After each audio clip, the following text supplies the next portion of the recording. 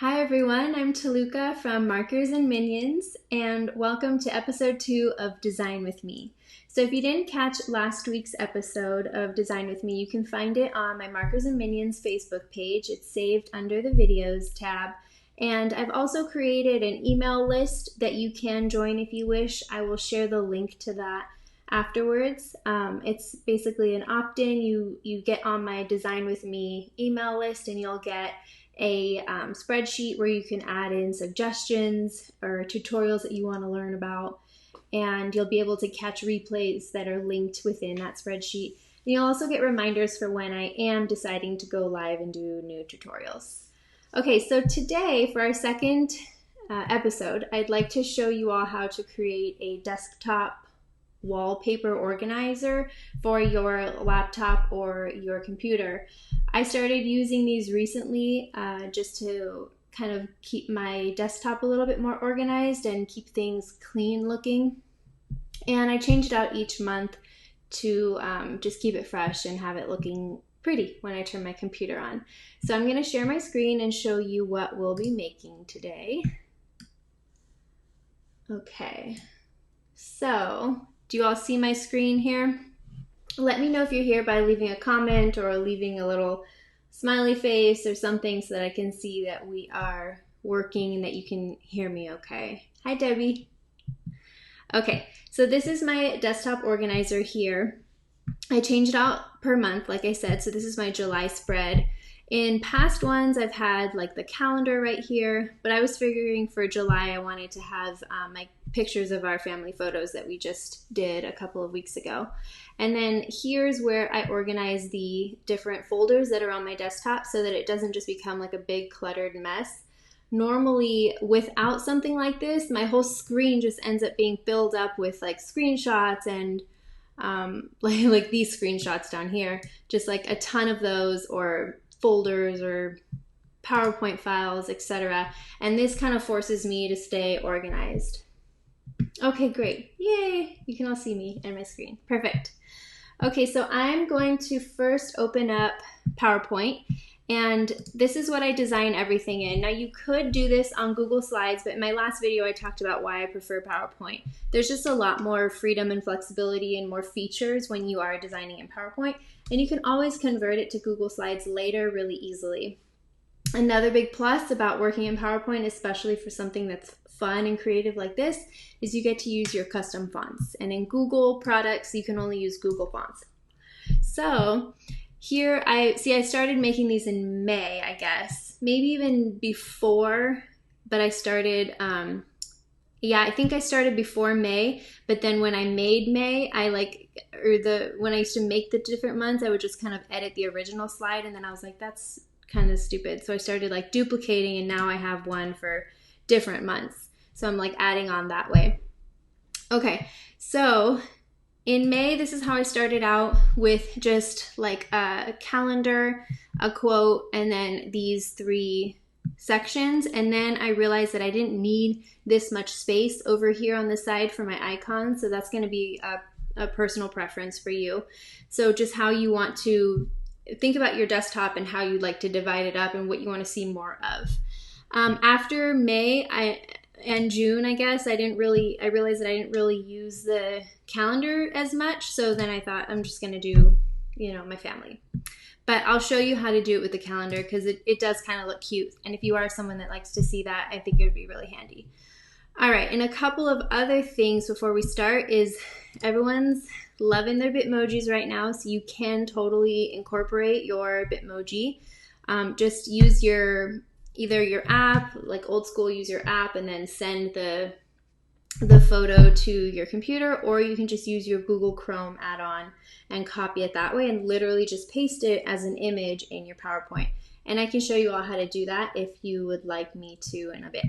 And the other thing is emojis. So if you go to, I think it's Emojipedia, or if you just literally Google like party popper emoji or heart emoji or something, a website will come up and you can copy that and paste it here, and it pastes as text. See, so this is an image that you make larger by dragging the edges. The emojis, you have to actually like grab the text and then enlarge it like font, like a font. All right, so I've used both of those, I think in my June one. Yeah, I've used, not the Bitmoji, sorry. I used just a regular heart here, but I used my little party popper for, it was my daughter's 2nd birthday in June. All right, so when you're setting up your PowerPoint, we're gonna use the standard slide size. So when you go to File, New Presentation, this is the standard, right? So this is 16 by 9, I believe. It's like typical for presenting. First thing I always do is I do Command A on a Mac, and that will select everything on the slide and it'll just get rid of it because I like to start with a blank canvas. Now, next we are going to we're gonna make the 3 different categories over on the right of the screen. And the way I like to do that is by inserting tables. You'll learn, if you haven't already, that I'm obsessed with using these tables. So I chose 3 different rows for my organizer, one for personal, one for to-do, and one for work. And I'm finding actually, sorry, I don't want that full screen. I'm finding actually that for my next month, for August, I'm going to switch the order so that work is on top. So whatever you use the most, whatever you're opening folders from the most, you should do it on top, because what you'll find yourself doing is you'll need to open something and you'll have something already opened and you'll go like this. You'll start like pulling things down and then you're going to be able to want to find it right here. And see, this is like my personal section. I don't go to these ones as much. So then I have to end up doing this some more, just because I'm like anti-minimize sometimes. And then I find like these are my 2 main folders. So whatever you're using the most, put up in the top. All right, so here's my table, 3 rows down. And now we're gonna select the whole thing. Instead of letting the cursor just hang out right there in the top, we're gonna select on the outer edge, so it's the entire table. And then we're going to say that we want to have the font be, let's see. Let's do, this one's a cute one, BMD Letters for Learners. So you can choose whatever fonts you've got. And I'm gonna make it large. And we're going to make it, I like to have my font white. And we'll bold it. And then I'm gonna go to Layout, and I want my font over to the right-hand side. Okay, so now I can click back into my table and my font settings are gonna be established. So let's say the top category is work. Next we've got personal, and then to do. Oops, okay, to do.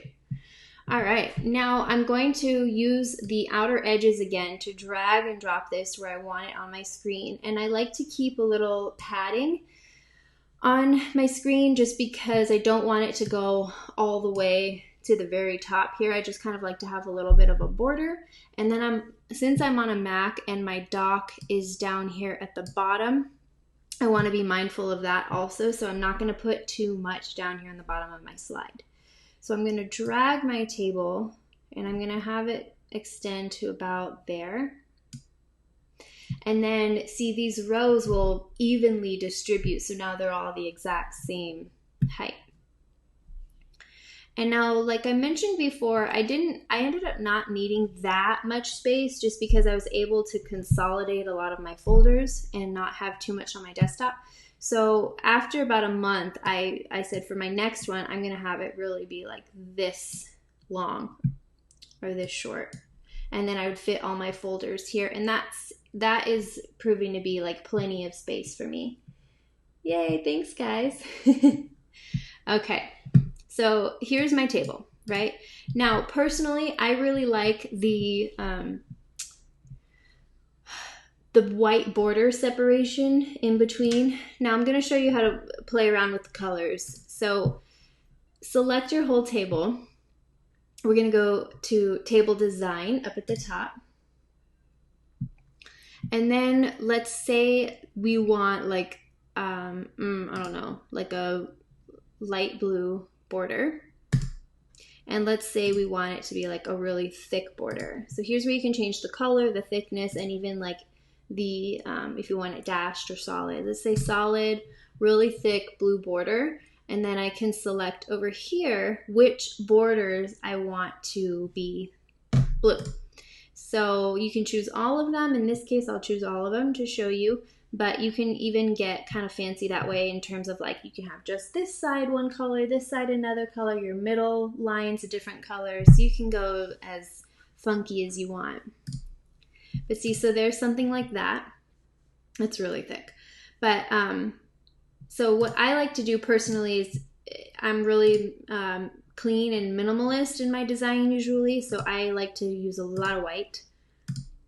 And I like how that looks. And see how it's thicker than it was before? I wonder if I did that. Yeah, I probably used like 3-point here previously. This is like 6-point, so this is a lot thicker, but I think it looks cool. All right, and now I want to change. By the way, am I moving too quickly for anybody? Let me know. I rewatched my video from last week just to see if there were areas where I could improve, and I realized that I jumped over like certain commands and keyboard shortcuts without explaining. And it's like, you know, when you do something in your sleep, it's kind of hard to break it down and explain. So just let me know at any time if I need to slow down or if I need to explain anything. So for these colors, I'm going to show you a neat little trick that you can do. I like to find color palettes. So I'm going to drag this over here. I just Googled color palettes and then this website came up. I don't have like a favorite website in mind. Sometimes even just Pinterest, you can start a board of just fun color palettes if you're weird like me. And then you can find just colors that you like that go together. Like this is kind of fun and summery here. Or this one's really pretty. So you can find a palette you like, and then you've got two options. You can use the exact colors on your table grid. Yes, Debbie, you can rewatch this later. Or otherwise, you can choose one of your colors, which is what I have done, and then you make like an ombre effect where you like make it lighter and then a little bit lighter. Let me show you what I mean by that. I'll drag this back over here for a sec. And kind of like this. It's dark blue, a little lighter, a little lighter. Pretty sure that's what I've done with these guys. Yeah. So I started, let's say like I started with this coral color, and then I made the whole table that color, but then I adjusted the opacity for the second one and the third one. So I'll show you the first way, just how to add a color there, and then I'll show you how to adjust that opacity. Okay, so let's have this handy nearby. And let's scoot this over too, since I'm working on one screen here.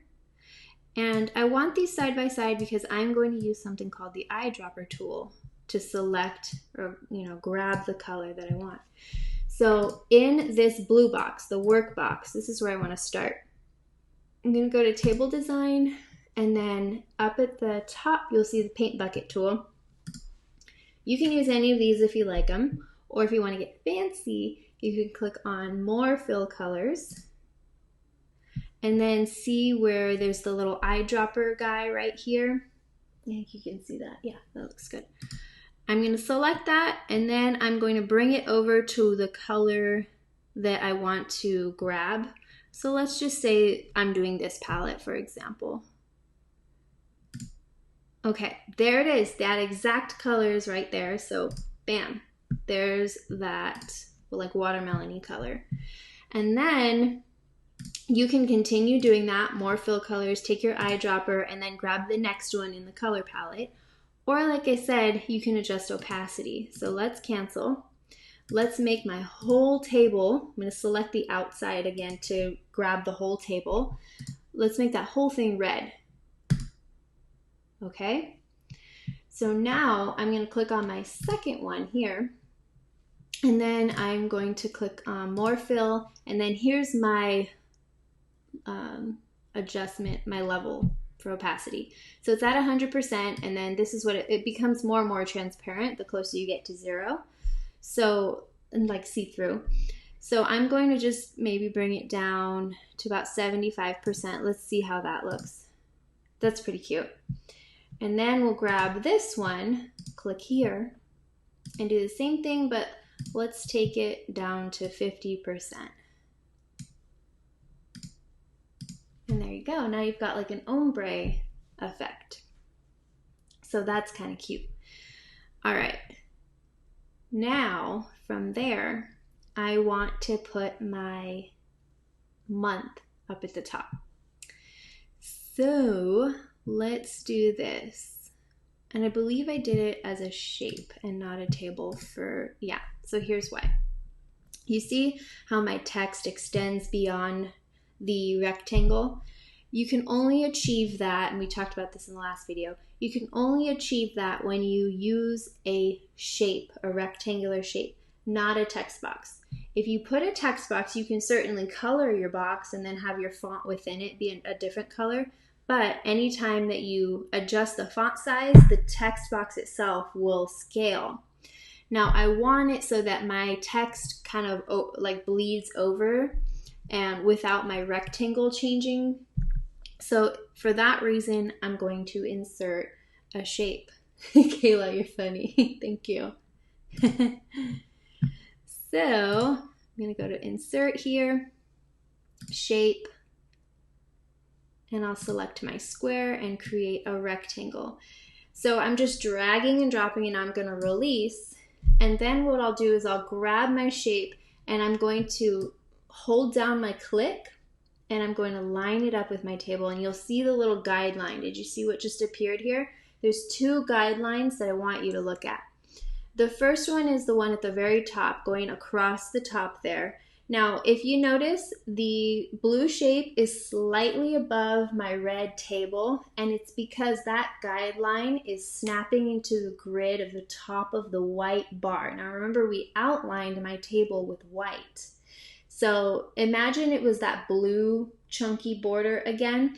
That blue border is what is lining up with my shape. So this is not entirely exact, but it's close, right? So I'm going to try to use my arrow key on my keyboard to nudge it, maybe just like 2 spots down. I think that looks pretty good. All right. And then the other thing is, let me try to show you those marks again. Okay, the other thing is, you see the guidelines on the either side of my slide. So look all the way on the left-hand side. I'm like using my finger, you guys can't see that. But all the way on the left-hand side, you see those 2 little red arrows. And then all the way on the right-hand side towards the bottom of my to-do box, you see those little right arrows? That's letting me know that it's equidistant on either side of my slide. So if I were to do this, then it's not equal anymore. See that? So I'm going to kind of snap it into place. That's another reason why I love PowerPoint, is it like has those little hints for you. All right, now for the color. I'm going to fill it with that red again, but I'm thinking maybe a little like the lighter one. So actually I'm just gonna do boop, grab that. I think that looks cute. This is a lot of red for me, but it's okay. And then I want to get rid of that little blue border that you see around it. And let me actually make this larger again because we don't need the color palette anymore. So I'm gonna zoom in right here at the bottom of PowerPoint. Can you guys see that? Let me see if I can move my face. Can I? Yeah. So you see down here at the bottom, I love doing this. This brings you closer and further away so that you can zoom in on certain parts. Okay, let me move my face again. There we go. All right, so I'm gonna click on that guy And I'm going to get rid of the outline by clicking on Shape Outline, None. The eyedropper tool doesn't seem to want to grab colors outside of the PowerPoint program using a PC. It works fine on Mac. Thoughts? I can look into that, but I haven't heard of that before. Normally, you should be able to. If you try to, Maria, if you put the application side by side like I had it before, does the eyedropper disappear when you kind of drag it outside of PowerPoint? If that's the case, it could just be that like maybe you need to update that version of PowerPoint. Maybe it's like part of a newer update that allows you to drag the eyedropper outside. Robin, to record this, I'm using a paid live streaming service called Ecamm Live. All right, so now there's my shape, and I want to insert text within my shape. I don't want to necessarily create a new text box, but what I am going to do is click on Insert Text Box, and then instead of like dragging and creating one, I'm going to click right in the middle of my shape, and a cursor will appear. See that? So what are we doing? Let's do July. So you're going to type your month. I'm going to highlight all of it, and the way that I highlight the whole word at the same time is I hold down Shift and I click the up arrow button.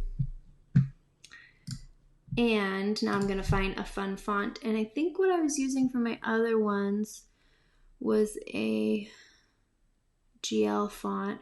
Her fonts are cute. Let's see. Yeah, like one of these cuties down here. Pink Flamingo, I think, is what I've been using. So choose your font and then make it nice and large. And like I said, I like to do it a little bit larger than the size of my shape. And notice my rectangle didn't scale just now. So it's white. It's the same color as my background, so it looks like it's bleeding right off. The other thing that I like to play around with a lot when it comes to text and fonts is the spacing. It's called kerning, K-E-R-N-I-N-G, the spacing in between your letters. So if you click on these two arrows, you'll be able to adjust that. So let's see what happens when I click loose. Okay, they're a little further apart. So that looks cute. So you can kind of play around with that as well. I like to do that a lot with Century Gothic. Also, I like to use uppercase Century Gothic, bold, loose space. Looks really good, nice and clean. Oh, when you zoomed in, we lost view of the top. Let's see. Sorry, Debbie. Sorry, everybody. How's that? Yeah, that looks like it's framed again. Okay. Yeah. All right. So I think you guys were able to see most of this, like the spacing that I just showed you all. All right. Next, I will show you how to insert that calendar in case that's something you'd like to do. So in this space here, I've done like a quote, pictures. You could do your Bitmoji. Or like I said, the calendar. Let me show you how to do the calendar because that's going to be the next hardest thing to do. So thanks. So I'm going to go to Insert, Table, and I want it to be 7 days across the top. And let's just do like 5 weeks, for example. Let's go 6 because that top row, if you're envisioning the calendar, right, that top row we want it to say like Monday, Tuesday, Wednesday, and then the second row is where we start our numbers. And I'll do 5 weeks, and we can always delete that bottom row if we need to. So now we're going to have a table that looks like this. And we're going to first adjust it and place it where we want it on our slide. So again, I'm going to use those guidelines to kind of help me snap this into place. So you can see the arrows to the left of my slide show me that it lines up with that July shape. See that there? And the other thing that I want to kind of think of is the amount of space here between July and the top of my slide. I want it to kind of match here. So I'm just going to use my arrow keys, these guys, to nudge my table down a few times. And this is where I'm going blind, but I think that looks pretty good. Okay. Then I'm going to drag this side and make it line up with that. And let go. And then we're going to adjust the font. So again, instead of selecting just one area here, you're going to select the outer edges, the whole thing. And then we will go to our font section here. And I'm just going to say Happy Dance, APL Happy Dance. Nicole, you'll be able to rewind this as soon as I'm done being live, but I think while I'm live, I don't think you're able to go back. Sorry. So we're going to make it Happy Dance. We'll make it large, like 24. And I would like it to be black. I don't like to always use like full on black. I like to use one of these lighter shades personally. I don't know why. That might be a silly thing, but I feel like it matches what I'm designing usually better. And then I'm going to click on layout, and I'm going to center align all of my text because I want my numbers to be in the middle of these little cells here. And then this part's really important, just underneath. That's the aligning it and centering it vertically within your box. Okay, from here, we're going to go ahead and do Monday, Tuesday, Wednesday. I started with Sunday. Monday. And I'm doing tab to get to the next square. Okay. And what, this is bothering me. Let's go to table design and do the colors first because I can't stand looking at this blue. So let's make this a white background, and let's make the border like 1 point. I think that would probably look just fine. And we want it to be like that black as well. And I want to only do the inside borders. So if you take a look here at my other example, see how I didn't do the outside? I kind of like how that looks when it just is open. So I'm going to select inside border only right here. See, that looks cute. And I actually changed my mind. I'm going to do this lighter. Yeah. Cool. And then it's just a matter of inserting your dates. So I've done that already on, no, I didn't, shoot. Let's just use June for now, okay? I'm highlighting it, inserting them. There you go. And now here's where you can get creative and you can put little emojis or your Bitmoji. So like my birthday is the 15th of this month. I'm going to make this larger actually so that I have more space to like put little cutesy things. So let's just say July 15th, which is not a Monday, but it's okay. Let's take my Bitmoji. I'm going to copy that. I'm going to bring it over here. And I can actually put it like in place of the number. That might be cute. Just put that right there. Or I can make it more of like a prominent thing where it's like, yay. Let's make this smaller. Happy Cake Day. Okay. So you can kind of play around with that. If you have an image that you like and you want to rotate it, there's this feature here with that little arrow. You just grab that and kind of turn. So that's kind of cute as well. You can definitely layer and have fun with pictures that way. Or like I said, if you Google like party popper emoji, I think I said it's like Emojipedia. Yeah, I love this site. Then there it is, and you just copy, click that, come on over here. Command V for me on a Mac.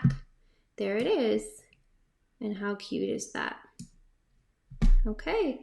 The other option, like I said, is to put pictures or a quote. So like, here's my family photo. I could drag that onto my slide. Let me make this larger for you all.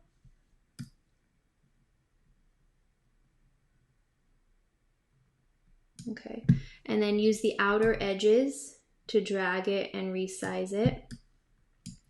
And then again, you can like rotate it, kind of make it look like a scrapbook.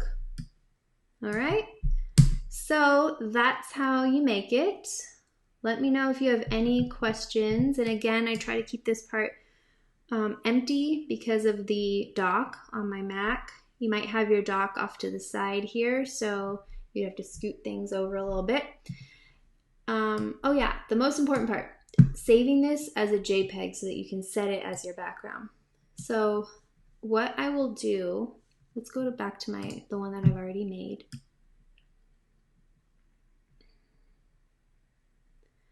Let me see if I can try to make my screen bigger. Crop. Do I want to crop? No, I don't. Okay, that was the problem. There we go. So now you can see everything. Yes? Yeah. So now I want to grab the exact slide for my background and save it as an image. Now, if you take a screenshot of this, so like Shift Command 4 and drag it over, two problems there. You'll take a picture of exactly what you see. So sometimes like you'll have the little red squiggly lines, even though you know that's spelled right. If you do a screenshot, it'll pick that up, which is yuck, we don't want that. The other thing is it might not save with the right dimensions for the background of your computer. So instead what we'll do is go to File, Export. And the export tool is what you use when you want to change your PowerPoint to literally any other file type. So like PDF, JPEG, PNG, there are a lot of options. So let's give my computer a sec.